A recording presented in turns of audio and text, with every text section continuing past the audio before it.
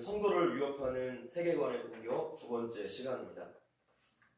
지난주에 두 가지 같은 종류의 뉴스를 보았습니다. 두 개 다 젠더 이슈였는데, 젠더 이슈는 이제 우리 사회에 너무나 흔한 일이 되어버려서 큰 뉴스거리가 아닌 듯 여겨지는 현실에 처해 있습니다. 배우 윤여정님의 첫째 아들이 2000년도에 커밍아웃을 했고, 이제 뉴욕에서 2011년에 동성결혼이 합법화되었을 때 그곳에서 아들의 동성결혼식을 열어주었다라는 뉴스를 보았습니다. 이제 아들보다 저는 사위를 더 사랑합니다. 한국은 이런 문제에 대해서 전혀 개방적이지 않고 매우 보수적인 나라입니다 라고 말했습니다. 또 한 가지는 남자 아이돌 그룹 저스티비의 멤버 베인이라는 사람이 있는가 봅니다. 혹시 누군지 아십니까? 저도 생전 처음 들어본 그룹이고 또 사람이었어요. 아저씨 다 됐습니다. 남자 아이돌 최초 커밍아웃을 했다고 하는데 그 같은 그룹의 멤버가 베인의 용기에 박수를 보냈다라는 기사였어요. 두 기사 모두 다 저의 마음을 참 참담하게 만들었습니다. 그리고 이 기사를 보고 나서 이 말씀이 떠올랐습니다. 이사야서 59장 7절인데요. 제가 읽어드릴게요. 이사야서 59장 7절에 그 발은 행악하기에 빠르고 무죄한 피를 흘리기에 신속하며 그 생각은 악한 생각이라 황폐와 파멸이 그 길에 있으며. 하나님의 말씀을 벗어난 죄의 길에는 언제나 황폐와 파멸이 있고 그것이 오늘 우리의 대적 사탄의 최종 목표이죠. 황폐와 파멸. 쓸데없는 용기를 내어서라도 과감히 죄를 짓게 만드는 이 시대의 가치관에 대해서 우리가 더욱더 정신을 차리고 하나님의 말씀과 그분의 가치관으로 이 시대를 분별해야 하겠습니다. 지난주 우리가 진화론이 만들어낸 시대 사조들을 한번 살펴보았습니다. 진화론은 모든 인본주의 사상의 기초와 출발점이 됩니다. 인간의 기원이 무엇인가에 대한 대답이기 때문이죠. 그래서 모든 싸움의 근본은 창세기 1장 1절 하나님의 창조를 믿는가 믿지 않는가의 싸움이라고 할 수 있습니다. 진화론은 크게 세 가지의 시대 사조들을 만들어내었습니다. 그 첫 번째는 진리의 이원화 현상이었습니다. 창조는 종교적 진리이고 진화는 과학적 진리라고 해서 창조를 종교 영역 안에 가두어 버렸습니다. 그래서 진리가 이렇게 두 가지 영역으로 쪼개어졌습니다. 그러나 알다시피 진리라는 것은 포함되지 않는, 해당되지 않는 영역이라는 것은 없습니다. 그런 영역이 만약에 있다면 그것은 더 이상 진리가 아니라 모순이겠죠.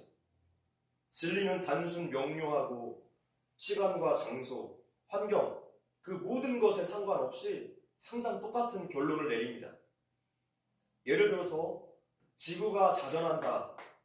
이 진리는 다른 때와 다른 장소로 가면 달라집니까? 절대 그렇지 않죠. 진리는 언제나 똑같습니다. 진리는 모든 영역에서 통합니다. 하나님이 세상을 창조하셨습니다. 할렐루야. 진화론의 공격 두 번째, 바로 쓸모가 존재를 결정한다는 것이죠. 쓸모가 없으면 죽어야 한다 라는 이 생각, 바로 적자생존의 원칙, 진화론적인 사고방식이기 때문에 우리 사회에 만들어진 생각입니다. 그래서 인본주의 세계관이 가득한 사회일수록 자살률이 높습니다. 살아남기 위해서 내 쓸모를 증명하려고 애써요. 무한 경쟁 사회, 즉 쓸모가 그 존재를 결정한다라는 생각이죠. 그러나 성경은 인간의 쓸모는 하나님께서 결정하신다라고 말씀해요. 하나님은 우리를 보배롭고 존귀하다라고 말씀하셨고 각각의 쓸모, 각각의 사명과 재능을 부여해 주셨습니다. 그래서 나에게는 나만의 쓸모가 있는 거죠. 우리는 존재 자체에서 나오는 쓸모이지 유용성에서 나오는 쓸모가 아닙니다. 여기까지가 지난 시간의 내용이었죠. 오늘은 진화론의 공격 세 번째, 나중 것이 항상 더 좋다라는 생각입니다. 진화론은 나중에 나온 것이 더 진화된 것이기 때문에 더 좋은 것이다, 우리를 속여왔습니다. 예를 들어보겠습니다. 가정은 한 남자와 한 여자가 이루는 것이다. 이것이 바로 성경의 가르침이자 또 사회의 전통적인 생각이죠. 근데 지금 이 시대는 어떻습니까? 배우 윤여정님의 첫째 아들처럼 남자와 남자가 가정을 이룰 수도 있고 여자와 여자가 가정을 이룰 수도 있다고 생각해요. 근데 문제는 이것이 생각으로만 끝나는 것이 아니라 관련된 법을 제정해서 동성애 가정을 그 사회에 많이 양산시킵니다. 그리고 여기에 반대되는 말을 하며 차별금지법으로서 처벌을 하죠. 우리나라는 전 세계에서 아직 차별금지법이 완전히 통과되지 않은 마지막 나라, 최후의 고루입니다. 그런데 반절은 통과되어서 지금 아주 위태위태한 상황에 처해 있어요. 완전히 통과되면 저 같은 사람은 당장의 처벌을 받습니다. 다른 종교에 대해서도 우리 기독교는 굉장히 배타적이에요. 그래서 종교적인 영역에서도 차별이라는 이름하에 결국에 예배를 못 드리게 될 거예요. 진화론은 동성애 가정관이 정통적인 가정관에서 나온 새로운 가정관, 더 발전된 가정관이라고 이야기합니다. 근데 그 이유가 가관이에요. 왜 더 발전된 가정관인가 하면 더 나중에 나왔기 때문에 라는 이유를 댑니다. 사실 그 이유를 설명하라고 하면 합리적인 근거를 대지 못합니다. 나중에 나왔기 때문에 더 진보된 것이고 나중에 나왔기 때문에 더 선한 것이다. 그래서 지난 시간 말씀드린 것처럼 진화론적인 세계관은 결국에 방향성이라는 것이 없습니다. 진화하는 방향이, 진화하는 그 결과물이 곧 선이다 라고 믿는 거예요. 참 무책임한 결론 아닙니까? 방향성이 없으면, 그 기준이 없으면 어떻게 됩니까? 사사기에서 계속 반복되는 말씀이 있어요. 2장 10절에 시작. 그 세대의 사람도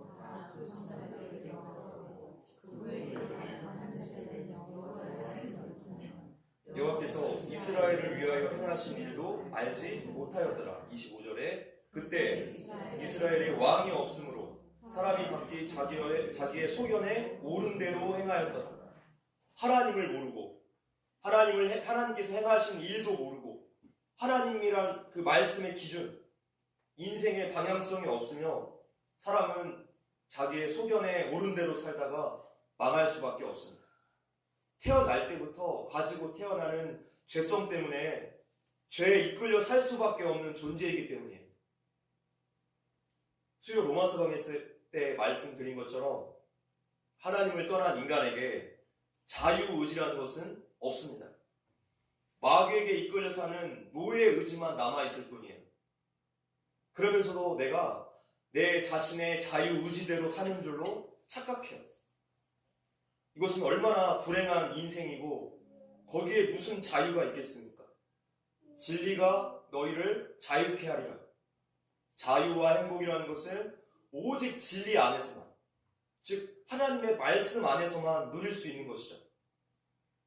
그래서 이 진화론적 세계관은 방향성이 없어서 어디로 가는지를 모르기 때문에 늘 마음속에 불안감을 숙명처럼 안고 살아야 합니다. 에덴 동산 이후에 하나님을 떠났던 인류가 반드시 마주해야 했던 그 실존, 바로 불안과 공허감이었습니다. 하나님께로 다시 돌아가면 평안과 충만, 기쁨을 되찾게 되죠. 그것은 세상이 줄 수 없는 그런 정도의 충만함이에요. 하늘의 평안함입니다. 그런데 이것을 거부한다면 늘 불안함과 공허감 속에 살아가는 것은 어쩌면 당연한 일일 것입니다.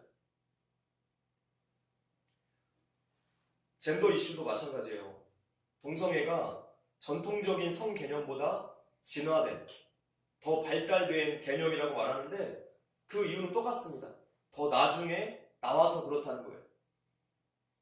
그런데 사실 동성애는 나중에 나온 것이 아니죠.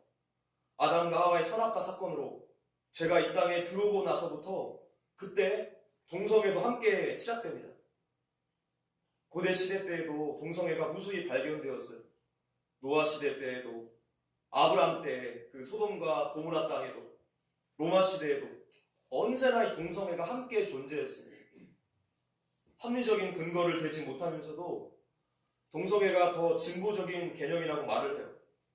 이것이 바로 진화론의 거짓말이고 미혹입니다. 그러면서 하는 말이 이제 문명이 발달한 선진국들은 다 그렇게 가고 있어. 반대하는 나라는 후진국밖에 없어. 라고 이런 프레임을 씌웁니다. 그러나 동성애를 인정한 나라들도 그 심각한 폐해들을 경험하고 나서 다시 되돌리려는, 원래의 성개념으로 다시 되돌리려는 움직임이 현재 나타나고 있어요. 미국이 앞장서고 있고요. 유럽도 이제 전통적인 성개념으로 되돌리려는 움직임이 곳곳에서 일어나고 있습니다. 그것이 옳다는 것을 겪어보니까 깨달았다는 거예요. 나중에 나온 것이 더 진화된 것이고 선한 것이다. 이것이 바로 진화론의 미혹입니다. 성경은 어떻게 이야기합니까? 놀랍게도 정반대로 이야기해요. 나중에 나온 것이 아니라 최초, 처음이, 죄가 이 땅에 들어오기 전이 가장 완전하고 완벽했다라고 말씀해요. 하나님의 그 오리지널 창조가 가장 아름다웠다고 표현해요. 창세기 1장 31절입니다. 자, 시작. 하나님이 지으신 그 모든 것을 보시니 보시기에 심히 좋았더라. 저녁이 되고 아침이 되니 이는 여섯째 날이더라. 보시기에 심히 좋았더라. 성경 말씀에 따르자면 불행하게도 죄가 들어오면서부터 세상은 진화가 아니라 퇴보를 거듭하고 있습니다. 그래서 창세기 6장을 보면 하나님께서 이제 이 세상을 보고 이렇게 평가하세요. 6장 5절 시작. 여호와께서 사람의 죄악이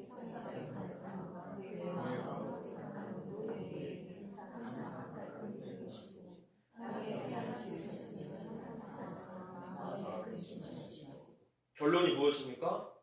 나중에 나온 것은 진화가 아니라 퇴보예요. 성경의 가르침에 따르면. 처음에 하나님께서 선하고 완전하신 세상을 창조하셨는데 죄가 들어오고 나니까 시간이 흐를수록 진화하는 게 아니라 퇴보했습니다. 그래서 하나님께서 이 세상을 지으신 것을 한탄하셨어요. 아이고 차라리 만들지 말걸. 어떻게 갈수록 망가지나? 그대 다시는 고향에 가지 못하리 라는 제목의 소설이 있는데 미국의 작가 토머스 울프가 먼저 썼고 이 소설의 제목과 기본 내용 및 정서를 우리나라 작가 이문열 씨가 가져와서 같은 제목으로 이 소설을 썼습니다. 토머스 울프의 작품에서 주인공 조지는 10여 년 만에 고향에 방문했는데 고향이 이미 도시와 산업화로 다 파괴되었고 인간성이 상실되어서 꿈에 그렸던 그런 안식처가 아니었습니다. 고향은 이미 자신이 살고 있는 도시와 다를 바가 없이 돈과 권력 또 욕망에 찌든 또 다른 도시에 지나지 않았던 것이죠. 진정으로 돌아갈 곳은 오직 기억 속에서만 존재한다 라고 말하면서 사람이 진정 돌아갈 곳은 어디인가 라고 묻습니다. 그런데 이 토마스 울프의 소설에 영감을 얻은 곳은 바로 존 밀턴의 서사시 신라곤에서 영감을 얻었다고 합니다. 신라곤에서도 인간이 사탄에게 유혹당해서 저질렀던 그 범죄 때문에 에덴 동산에서 추방되어서 다시는 영원한 고향 에덴 동산에 들어갈 수 없다는 내용입니다. 에덴 동산에서 쫓겨난 인간은 그 이후에 에덴 동산 같이 한번 만들어 보려고 나름대로 여러 가지 시도를 했어요. 일종의 유토피아를 건설하려고 한 것이죠. 그런데 유토피아 건설이 그 첫 시도부터 어떤 일이 일어났습니까? 살인이 일어났어요. 그것도 친형이 동생을 죽인 바로 그 사건이었죠. 사람이 하나님으로부터 떨어져 나온 이 영적인 죽음이 곧바로 실제적인 살인으로 이어집니다. 아벨을 죽인 가인은 이제 성을 만들고 자기의 고향으로 삼았습니다. 그래서 그 후손 중에 가축을 치는 자, 수금과 퉁소를 잡는 자, 또 구리와 쇠로 여러 가지 도구를 만드는 자가 있었다고 기록돼요. 창세기 4장의 내용이죠. 이렇게 가인의 후손들은 자기의 힘으로 안전과 부, 즐거움과 진보를 이루어내려고 노력하는 사람들이었어요. 한마디로 하나님이 없이 인본주의 세계관으로 사는 사람들을 뜻합니다. 그렇게 자연스럽게 정치와 경제, 법, 문화, 과학기술을 발전시킵니다.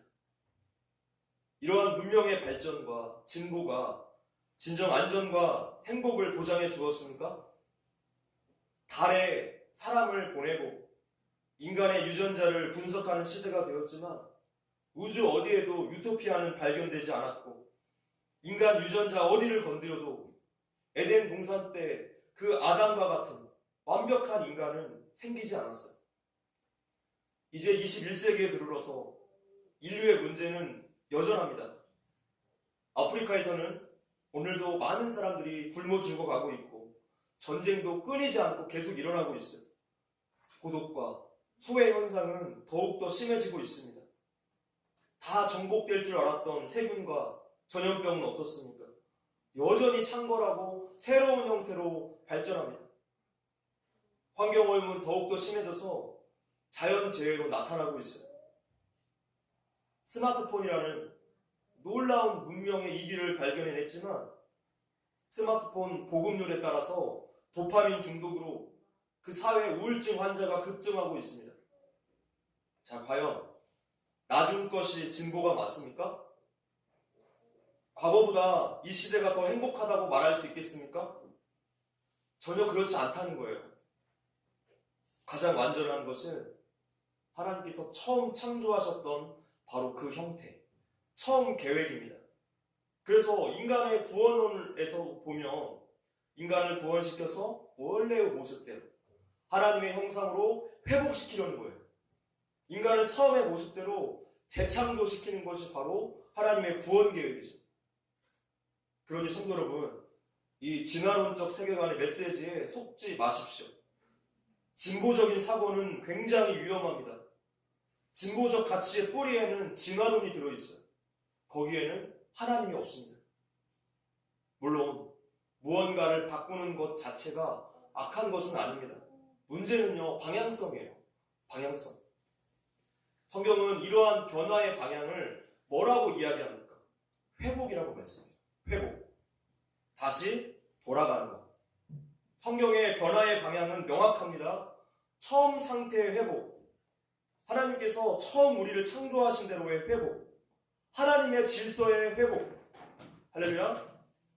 반면에 진화론적 세계관의 방향성은 아까 말씀드렸던 2번과 연결되어 타락한 인간의 욕망이 규정하는 그 쓸모대로 흘러간다는 거예요. 그래서 이 쓸모의 기준 앞에서 사람들을 다 줄 세우게 합니다. 적자 생존, 선택과 도택. 진화는 인간 존재에 대한 도전입니다. 인간이 어디서부터 왔는가? 가장 근본적인 것을 건드리고 있어요. 아메바로부터 진화되었는가? 하나님이 창조하셨는가? 이것에 대한 본질적이고도 영적인 싸움입니다. 진화론이 깔아놓은 이 기초 위에 이 시대의 모든 인본주의 사상과 시대 사도들이 세워져 있어요. 그렇기 때문에 창세기 1장 1절의 싸움에서 밀리며 모든 싸움에서 밀리게 되는 것은 당연합니다. 하나님의 창조를 안 믿는다면 창세기 1장 1절 뒤에 나오는 나머지 모든 말씀들은 우리에게 아무런 의미가 없어요. 이 말씀을 믿지 않는다면 성경 말씀은 그저 우리에게 종교적인 위안을 주는 그런 마약일 뿐입니다. 그래서 종교는 인민의 아편이다 라고 말했던 사회주의 사상의 시초 칼 마르크스의 논리는 그에게는 굉장히 당연한 논리가 되는 거죠. 그 사람은 하나님을 믿지 않았고 진화론을 믿었기 때문입니다. 그저 마음의 평안과 위안이 우리 신앙생활의 목적이라며 세상에 많은 종교 카테고리에 좋은 메뉴들이 많이 올라와 있어요. 그런 것이 목적이라며 그냥 주일에 맛있는 거 먹으러 가고 놀러 가는 것이 훨씬 나을지 몰라요. 불행하게도 많은 크리스찬들이 이 기초를 확인하지 않고 또 대수롭지 않게 여깁니다. 창조는 종교의 영역이고 과학의 영역은 진화론이 맞아. 이렇게 두 개로 쪼개어진 세계관으로 일상을 불편함 없이 살아가는 거예요. 이렇게 애매하게 살면서 성경적 가치관을 내가 일상에서 지키겠다? 그야말로 어불성설입니다. 하나님 말씀을 대적하고 있으면서도 하나님 말씀대로 살고 있다고 착각을 해요. 히브리서 말씀의 오늘 본문입니다. 시작. 그러므로 내가 이 세대에게 노하여 이르기를 그들이 항상 마음이 미혹되어 내 길을 알지 못하는도다 하였고. 성경은 세상에 미혹이 있다. 마지막 때에는 더욱더 심할 것이다 라고 말씀하고 있습니다. 성경은 미혹에 대해서 50번 이상 언급하고 있고 마지막이 다가올수록 인간이 만든 이 인본주의 사상들이 하나 둘씩 더해져서 더욱더 얽히고 설켜서 미혹은 더욱 복잡해지고 거세질 것입니다. 우리는 지금 과거와는 비교도 할 수 없이 복잡한 미혹의 시대를 살아가고 있어요. 이 시대를 사로잡고 있는 미혹에는 두 가지의 특징이 있습니다. 그 특징은 첫 번째, 좋아 보이는 것들로 다가온다는 거예요. 마태복음 24장 4절 5절 시작. 예수께서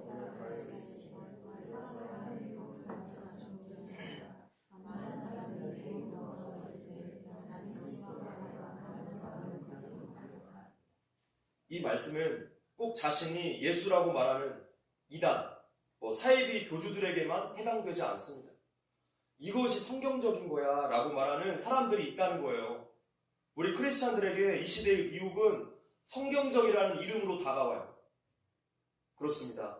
미혹은 항상 좋아 보이는 것들, 그럴싸해 보이는 것들을 통해서 다가와요. 좋은 말, 그럴듯한 말, 또 정의로워 보이는 말, 인권, 평등, 정의, 이런 것들에 가면을 쓰고 우리들을 미혹합니다. 고린도후서 11장 14절 말씀에 마귀는 광명한 천사의 모습으로 다가온다라고 말씀하고 있어요. 생각해보면 너무나 적나라하고 악하고 나쁜 것들에 미혹될 사람은 그리 많지 않을 거예요. 좋아 보이는 것들이 우리를 미혹시킵니다. 가장 완벽했던 인간, 아담과 하와도 하나님같이 될 거야 라는 그 좋은 말에 홀라당 넘어가서 죄가 시작되었다는 사실을 우리는 기억해야 하겠습니다. 미혹의 두 번째 특징은요, 바로 미혹의 영이 있다는 거예요. 요한 1서 4장 6절입니다. 시작. 우리는 하나님께 속하였으니 하나님을 아는 자는 우리의 말을 듣고 하나님께 속하지 아니하는 자는 우리의 말을 듣지 아니하나니 진리의 영과 미혹의 영을 이로써 아느니라. 미혹에 사로잡히면 대화가 통하지 않습니다. 이성적으로 볼 수도 들을 수도 생각할 수도 없어요. 미혹에 사로잡힌 사람은 그것을 철석같이 진리라고, 옳은 것이라고, 정이라고 믿습니다. 그래서 미혹은 성령님의 역사가 아니고서는 물리칠 수 없어요. 말씀과 기도 외에는 답이 없습니다. 마귀의 전략은 우리가 너무나 잘 알다시피 거짓말하는 거예요. 마귀는 거짓의 아비입니다. 이것이 바로 미혹의 본질이죠. 속이는 것. 남을 속이는 것. 진실이 아닌데 진실인 것처럼 속이는 것. 모든 역사와 시대와 장소를 가리지 않고 마귀가 한결같이 사용했던 변함없는 전략이 바로 이것이에요. 속이는 것. 미혹입니다. 제가 지난주에 큰 충격을 받은 일이 있었습니다. 그동안 어느 정도 믿고 있었던 한 젊은 목사님이 CBS 잘잘법이라는 프로그램에 나와서 이런 말을 했어요. 진화론을 믿고 안 믿고는 그렇게 중요하지 않다. 지금 진화론 때문에 세상이 이렇게 혼탁해지고 사람들이 미혹당했는데 어떻게 이런 말을 할 수 있는 건가? 저는 너무나 마음이 고통스러웠어요. 만납교회 김병삼 목사님은 몇 주 전에 그리스도인은 회색의 성숙함을 보여야 한다 라고 인터뷰를 했습니다. 이 발언 또한 굉장히 충격적입니다. 진리는 분명하고 선이 확실한데 이 또한 무슨 참담한 말입니까? 너무나 마음이 힘들었어요. 여러분들 CBS 방송 잘 아실 것입니다. 기독교 방송이라는 이름은 있지만 사실은 반기독교적 방송이에요. 자유주의 신학과 종교 다원주의, 인본주의 사상을 널리 퍼뜨리는 반기독교적인 방송입니다. 모든 종교에 다 구원이 있으니까 우리가 연합을 해야 돼 라는 그 WCC 아시죠? WCC의 협력기관이 바로 CBS 방송국입니다. 잘잘법, 새롭게 하소서, 성서학당 등등 기독교 방송에서는 압도적인 시청률과 구독자 수를 가지고 있어요. 저 또한 과거에 얼마나 이 방송들을 좋아했는지 그 실체를 알고 나서는 완전히 끊었습니다. 많은 기독교인들이 이 방송 시청하면서 자기도 모르게 이렇게 종교 다원주의, 인본주의 사상에 쇠뇌되어 가요. 우리나라에 종교 다원주의, 그러니까 WCC에 가입된 기독교 교단이 있어요. 감리교, 순복음, 기아성이죠. 그리고 장로교회에서는 통합교단이 WCC에 가입했습니다. 예수 밖에 다른 구원의 길이 없다고 오직 예수라고 성경은 말씀하는데 WCC에 가입한 교회들은 미혹당한 것이 분명해요. 한국교회가 이 정도로 타락했습니다. 분별하실 수 있겠습니까? 지금 목회자들도 다 이렇게 넘어갑니다. 한국교회는 하나님께 지금 당장 심판을 받아도 할 말이 없을 정도로 타락했어요. 지금은 회개의 때입니다. 우리가 예수를 정말로 믿으며 성령님께 사로잡히고 미혹을 정말로 믿으며 미혹의 영에 사로잡혀요. 일단 영에게 사로잡히며 어떤 말이나 논리는 통하지가 않습니다. 우리가 예수를 믿게 된 것도 똑같지 않습니까? 말로 설명이 안 돼요. 성령을 받으니까 말씀이 믿어진 거예요. 내가 믿은 것이 아닙니다. 믿어졌다는 것이 올바른 표현이에요. 믿음도 우리 하나님께서 선물로 주신 것이기 때문이죠. 미혹도 똑같아요. 처음에는 그것을 듣고 알아보고 하다가 어느 선을 넘어가면 이제 그 영에 사로잡힙니다. 이것은 종교적인 영역에 국한된 것이 아니라 일상의 모든 영역에서 들어오는 공격이기 때문에 우리는 매일 24시간 미혹의 영에게 공격받고 있어요. 일상을 살면서 인본주의 세계관에 그렇게 쇠뇌되어 갑니다. 베드로전서 5장 8절 말씀에 합독하겠습니다. 시작. 근신하라 깨어라. 너희 대적 마귀가 우는 사자같이 두루다니며 삼킬 자를 찾나니 너희는 믿음을 굳건하게 하여 그를 대적하라. 이는 세상에 있는 너희 형제들도 동일한 고난을 당하는 줄을 알미라. 신앙생활은 그래서 영적 전쟁을 치르는 것입니다. 성도라면 모두 다 이렇게 영적 전쟁을 치르고 있어요. 그래서 하나님의 말씀과 기도 외에는 답이 없다는 거예요. 성령님께서 미혹의 영보다 더 강력하게 내 안에서 역사하시는 것 외에는 답이 없습니다. 다시 한번 말씀드리지만 미혹은 영입니다. 그래서 우리가 성령 충만하지 않으며 누군가가 그 빈자리를 차지하게 될 것인데 그것이 바로 미혹의 영이에요. 우리는 성령 안에서 더욱 깨어 있어야 할 것입니다. 성령 충만이 필요하지 않은 순간이란 단 한순간도 없습니다. 이 시대에 우리는 더욱더 절실하게 성령 충만이 요구돼요. 왜냐? 인본주의 세계관이 우리의 온 일상을 둘러싸고 있기 때문이에요. 열심히 우리는 하나님을 배워야 하고 말씀을 배워야 하고 열심히 기도해야 합니다. 날마다 하나님과 개인적으로 교제하는 시간을 반드시 가져야 할 그 필요성이 이 시대에 더욱더 생겨났어요. 지금 상황이 이러할진데 무슨 자신감으로 하나님과의 교제를 게을리하겠습니까? 큐티하지 않고 기독교 세계관 공부하지 않는다면 우리는 미혹의 영에게 잡아먹힙니다. 말씀을 맺겠습니다. 성경은 이렇게 시작하고 있어요. 태초에 하나님이 천지를 창조하시니라. 아멘. 이것이 성경의 시작이고 기초죠. 진화는 하나님 말씀에 대한 도전입니다. 진화의 본질은 성경의 이 첫 번째 말씀을 부인하는 거예요. 마귀의 이 교묘한 미혹에 속지 마십시오. 우리는 도태된 단백질 덩어리로 창조되지 않았습니다. 우리는 그렇게 지음받지 않았어요. 하나님의 보배롭고 존귀한 자녀로 계획을 가지고 창조하셨습니다. 하나님께서 각자에게 쓸모를 다 준비하셨습니다. 그것을 발견하고 하나님의 기준으로 하나님께서 기뻐하실 일을 선택하며 살아야 하겠습니다. 창세기 1장 1절, 이 말씀을 굳게 붙들어야지 우리의 정체성이 분명해져요. 우리의 쓸모를 되찾게 되고 우리의 존재감, 존귀함을 되찾게 되고 우리의 생명을 되찾게 될 것입니다. 성도들은 이 싸움에서 승리해야 할 것입니다. 매 순간이 영적인 전쟁임을 기억하시고 하나님과 충만한 교제를 매일매일 나누시는 저와 여러분들 되시기를 주님의 이름으로 기도합니다.